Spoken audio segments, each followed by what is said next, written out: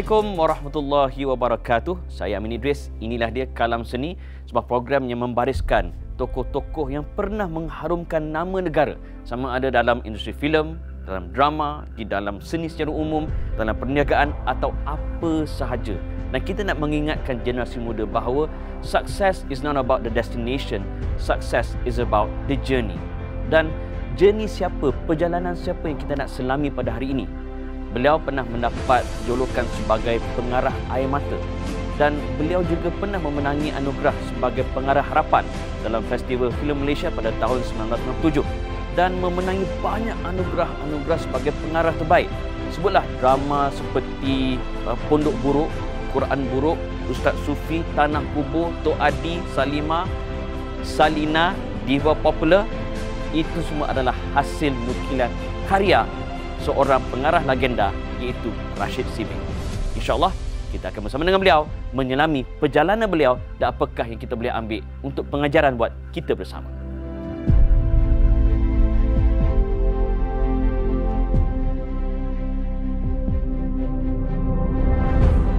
Okey bang, kalau nak tengok kan 11 adik-beradik, 13 adik-beradik, 13 anak ke-11. Lepas tu pula daripada Batu Pahat kan belajar di ITM, tiba-tiba jadi pengarah. Zaman tu orang nak jadi peguam, cikgu, doktor, arkitek, ahli muzik, pengarah. Waduh, dari mana inspirasi? Tak ada kan dalam kepala otak. Tak ada. Okey, saya apabila mendapat tawaran ke ITM, masa tu zaman sukar lah. Kita pun ada masalah. Arwah mak saya baru meninggal. 7 days saya dapat offer ke Jepun. Masa tu kan Jepun banyak offer student pergi Jepun. Saya ambil exam dekat sekolah Bukit Nenas tu. Macam mana nak concentrate? Kan? Mak meninggal 7 days tu. Lepas tu saya memang minta ITM, dapat ITM. Jadi dapat ITM, kita pergilah. Saya kata kena tinggalkan kampung lah. Kan dengan keadaan-keadaan yang tak betul ni, kita tinggalkan kampung tu. So bila masuk sana dia bagi saya 4 choices untuk pilih. Mass Communication dia ada 4 bidang. Kewartawanan, public relation, broadcasting, filem dan drama, dan juga advertising. Jadi saya ambil lah broadcasting. Tapi cita-cita saya tak ada nak jadi pengarah. Okey, saya belajar orang kampung. Pergi sana belajar, kena belajar betul-betul lah. Saya belajar, saya graduate sebagai best student of ITM tahun itu. 1991. 6 bulan selepas saya grad, saya tak ada kerja. Saya tak ada kerja. Best student tak ada kerja? Best student tak ada kerja. Kawan-kawan saya yang dapat 3 point something pun dah kerja. Jadi saya buat skrip sendiri, saya jual skrip, saya pernah skrip orang campak skrip saya. Saya masuk dalam filem. Saya masa tu mula-mula kerja sebagai pembancu air. Ya. Saya ikut alung. Tak boleh bayar macam JB buat air. Saya dah mendirect drama tapi tak popular. Lepas tu saya tengok Aziz Osman masuk tu tengah top buat XX3. Saya apply untuk buat handyman je tau. Assistant PM. Masa tu kita syuting kat UKM. Saya akan sediakan air pagi-pagi. Siap semua. Tapi sebenarnya ni nak tengok nak belajar tu. Apa hebat sangat Along ni kan. Masa tu tengok apa hebat sangat mamak ni kan. Jadi daripada situ saya belajar dan kita kena sebenarnya harus memperbaiki diri sendiri. Jangan salahkan orang, jangan salahkan takdir, jangan salahkan kehidupan diri sendiri. Dan kalau sekarang ni saya melihat diri saya agak penat berdiri. Apa kata kita ke sana bang? Boleh. Nampak menarik so far di situ. Boleh. Baik. Sini. Abang pergi dulu bang. Okey bang, kita nak sembang lebih tentang karier pula. Okey. Tahun 97 tak silap saya, filem Sutera Putih. Okey, betul. Yang mengangkat abang mendapat anugerah sebagai pengarah filem harapan Festival Filem Malaysia. Bila dua benda. Apa inspirasi filem Sutera Putih tu? Okey. Dan bila menerima anugerah pengarah harapan, pressure ke ataupun macam yes? Okey. Sebagai seorang pengarah baru waktu itu, semua orang saya rasa mengharapkan. Sebenarnya sepatutnya dia orang tak payah nak letak pengarah baru harapan. Dia kena teruslah pengarah kan. Ada harapan apa kan. benda jangan takut nak fight yang gitu lah kan. Saya bersyukur sebenarnya. Kita apabila saya membuat filem Sutera Putih, Sutera Putih adalah sebuah filem penerbitnya Kak Azma. Azma Advertising masa tu. So dia tengah cari. Saya ada satu skrip. Saya cakap dia, Kak saya ada satu skrip Kak. So bagi Kak dia kata okey siapa nak direct. Saya cakap masa time tu Aziz M. Osman, Zulkifli M. Osman. Mereka lah yang kontrol masa tu kan. Zaman tu zaman dia orang. Zaman dia orang lah. Dan beberapa orang lagi semua tengah tak free. Lepas tu Kak Amal cakap, "Syed, kau awak punya skrip, awak direct je lah." Saya cakap, saya bukan tak yakin Kak Amal, tapi producer ni yakin ke tidak. Kan, lepas tu dalam 2-3 hari Kak Ma pun telefon saya, okey Syed, kita yakin kita buat. Jadi saya pun buat cerita tu, tapi based on background tu kita letaklah ada satu dialog daripada arwahnya Yusni Jaafar. Mak boleh jaga 10 orang anak, tapi 10 orang anak nak jaga mak seorang pun tak boleh. Dan perkataan tu sampai ke sekarang sampai pun dialog. Yes. Dan masa itu kita buat cerita, saya cakap apabila saya membuat satu karya, paling tidak kita nak ada sikit orang ingat lah. Kalau tak banyak pun. Idola sebab saya. Zaman tu tak ada hashtag kan? Kalau ada saya ingat. Itu trending dah. Lagi kalau ada TikTok. Betul. Pada saya mengidolakan Allahyarham Tan Sri P. Ramlee. Kita tengok filem-filem dia, kenapa orang boleh ingat sampai Lani? Sebab filem dia dekat hati kita. Cerita dia cerita biasa je, Doremi apa cerita yang lain pun. Kan pergi jumpa kat kubur, dugaan. Cobaan. Lepas tu dia Sadik Segaraga, segala pembagian harta timbalan. Haji Bakhil. Cerita dia sebenarnya mengolah macam Doremi tu kan, Sadik Segaraga tu. Tiga Abdul. Dia sebenarnya mengolah mengenai faraid di Malaysia ketika itu. Bagaimana pembagian harta kepada tiga beradik itu. Kita tak tahu, dia buat dalam bentuk-bentuk yang begitu dia panggil subliminal message. Orang tak ingat. Orang tengok dan orang tetap pakai ingat. Macam juga cerita dia Sumpah Semerah Padi. Kan dia cerita Islam tu. Kuat agama dia tu. Kan, tapi kita masa tu agaknya masyarakat lebih kepada komedi. Filem ataupun drama mesti ada mesej yang orang boleh ingat dan orang boleh relate. Jangan hanya sebuah hiburan semata-mata tanpa ada apa-apa. Nanti orang balik tutup TV ke, habis tengok wayang dah tak ada apa nak depa ingat. Tapi kalau kita dapat menyelitkan sedikit idea yang kita rasa aku nak cerita apa dalam ni kan, dan alhamdulillah. Itu yang saya dalam setiap karya saya mesti selitkan. Abang juga mendapat julukan sebagai pengarah air mata. Hampir ke semua filem abang menyebabkan penonton menangis dan pelakon petah lagi lah. Cuma persoalan paling penting, daripada pentas filem, seolah-olah abang downgrade pergi ke drama. Sedangkan kalau tanya pengarah-pengarah masa tu, memang nak filem sebab nama tu akan naik. Apa cerita ya? Itulah dia. Saya bermula dengan filem dan filem saya pun mendapat kejayaan. Alhamdulillah. Saya pun dapat anugerah. Tetapi waktu itu yang menyebabkan saya go down ke TV, saya kecewa dengan industri filem. Orang filem ni peminat ataupun penonton-penonton ni dia ada genre yang disukai. Time itu semua saya cakap tadi romantik, komedi, sana sini semua itulah love story. Pusing-pusing love story, pusing-pusing cerita keluarga yang love story. Jadi tidak ada satu cerita yang pada saya yang nak saya angkat. Membina pemikiran. Seperti cerita-cerita kemasyarakatan.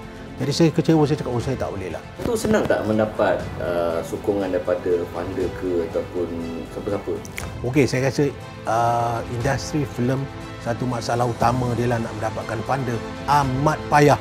Daripada dulu sampailah sekarang. Kerana tidak ada kepercayaan daripada orang kaya. Pada saya orang-orang yang kaya atau yang berduit lebih suka melabur wang kepada benda yang dia nampak. Macam filem ni dia tak nampak.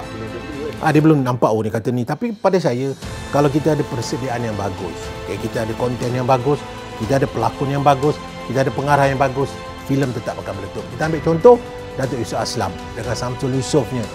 Apa cerita tu? Munafik 2. 42 million adalah satu sejarah kepada Malaysia. Dan filem berat, yes. Dan sepatutnya funder-funder ataupun orang-orang yang memang rasanya memang dia orang nak buat duit, dia will go to this bidang. Overseas pun buat filem. Semua memerlukan funder. And then dia orang boleh buat filem 100 juta USD. Why? Sebab ada funder-funder yang masuk ni.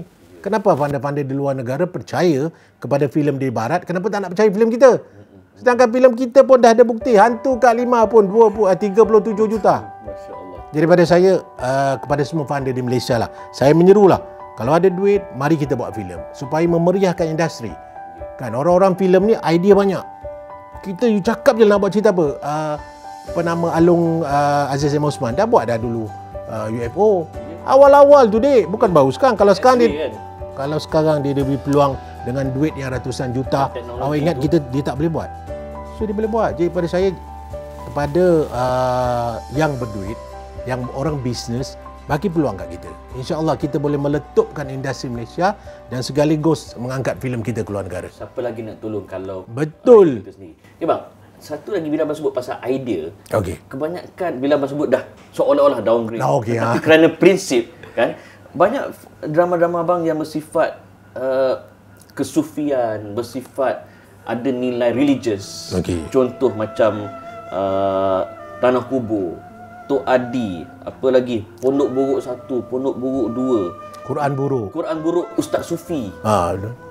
Pasal konten satu hal, tapi idea tu mari mana? Ada ustaz rujukan ke abang? Itu dia. Itu rahsia tak boleh dibongkar. Rahsia. Okey. Siapa? Pada saya dibesarkan di kampung. Kita pula orang Johor. Bila orang Johor ni agaknya mungkin kuat sikit kot dia punya Islamic kan. surroundings. Lepas tu saya pula buat survey. Okey, dalam industri drama ataupun industri filem jarang atau kurang sangat orang yang membuat cerita berunsur agama. Saya start dengan drama-drama ringan. Tapi sampai satu ketika saya kata, tak boleh drama ringan ni. Sebab kita dah ada nama dah. Itu yang saya buat. First drama heavy saya Pondok Buruk. Kemudian saya memang kembali kepada Quran Buruk. Bagaimana ketaatan seorang ustaz, heboh nama dia di satu kampung, tetapi dia gagal membaikkan keluarga dia. Kebanyakan idea saya dapat dari segi kampung saya lah. Kadang-kadang dalam Quran Buruk tu, malam Lailatul Qadar, konon-kononnya pelakonnya arwahnya Emra Jolie pergi ambil wuduk, dibuka dia punya sarban, letak kat tepi pokok tu. Lepas tu dia terlupa. Dia pakai songkok dia, lupa nak ambil sarban dia. So dia balik ke pondok dia, tengok alamak sarban tertinggal. So bila dia pergi cari balik, dia tengok sarban dia dah di atas pokok, di hujung pokok yang tinggi tu. Jadi barulah dia sedar bahawa di malam Lailatul Qadar semua pokok sujud, semua umat semua sujud. Dan waktu itu pokok tu sujud. Jadi saya ambil cerita tu kisah benar. Di satu kampung saya ada satu cerita ustaz tu, orang tak percayalah. Tapi bila kita buat, bapak saya kata, benda yang kau tak nampak tak semestinya tak ada. Kan, benda yang dah ada depan mata Allah Ta'ala tunjuk, kalau kau nak percaya kau dapatlah. Kalau kau tak nak percaya, terpulang pada kau. Jadi cerita-cerita macam tu saya masukkan dalam satu drama biar masyarakat fikir. Kan orang selalu cakap malam Lailatul Qadar ni, kalau kita baca dalam Quran ke dalam hadis ke, dia menyatakan bahawa semua pokok-pokok tunduk malam tu, semua sujud kepada malam Lailatul Qadar tu. Jadi bila kita buat, kita fikir, bila orang tu ada cerita, betul lah cerita dia. Tapi cerita dia hanya kalangan kita. Jadi saya sebagai seorang pengkarya memvisualkan. Saya rasa saya boleh buat lah. So saya masukkan Quran Buruk tu di situ, maka jadi Talk of the Town lah cerita tu. Sebenarnya cerita-cerita macam tu memang payah orang nak buat. Dan kurang.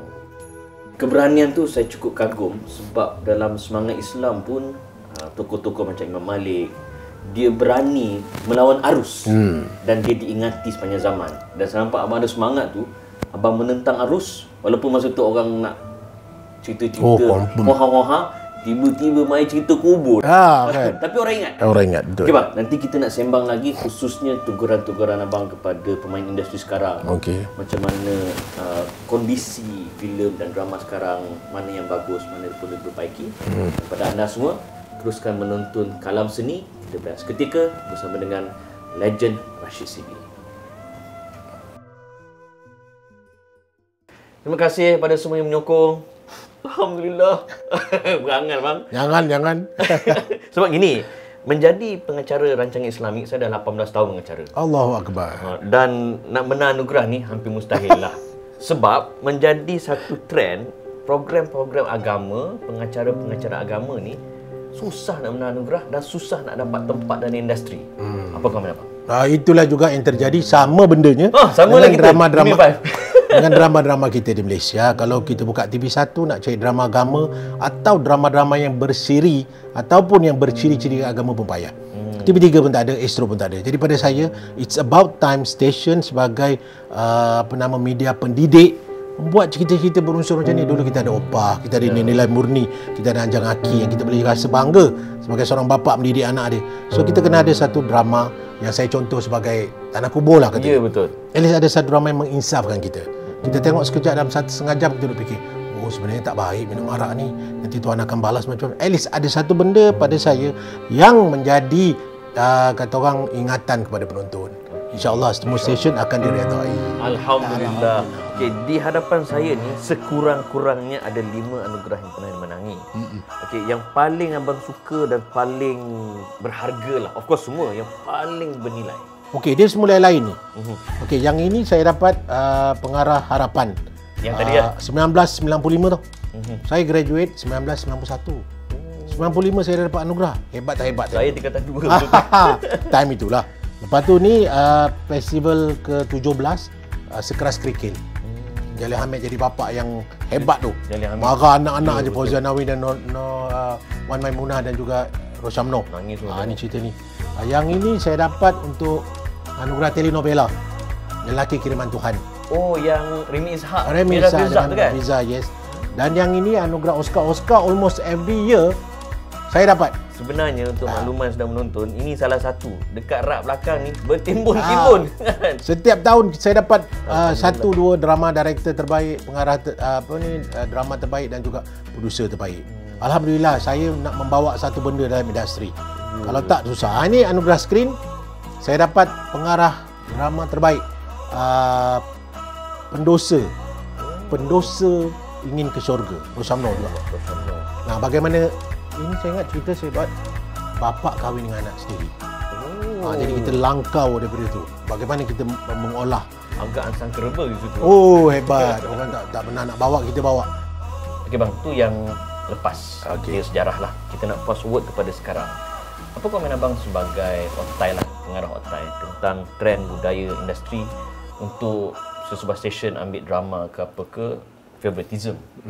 Yang kedua, dia lihat pada followers tanpa menilai bakat. Yang tiga ni, sanggup mencipta kontroversi sampai melanggar batas agama demi meraih marketing. Bahaya tu. Komen abang. Okey. Satu, saya amat mengharapkan agar stesen TV kembali kepada zaman saya awal-awal dulu. Kita lebih mengutamakan kualiti. Muka pelakon lelaki pecah rumah ke, sengit banget ke, janji lakonan meletup dan kita pakai. Begitu juga dengan pelakon perempuan. Janji lakonan ni bagus. Sebab kita sebagai penonton, selepas habis sebuah drama tu orang tanya, siapa pelakon tu lah? Pelakonan ni bagus betul. Kita bukan nak jual muka. Saya lebih suka kembali kepada kualiti. Tak kisah siapa pelakon itu, tidak ada sejuta pun dia punya followers, tetapi dia beri peluang kerana dia memang boleh berlakon. Saya harap semua stesen dapat kembali kepada kualiti rather than quantity.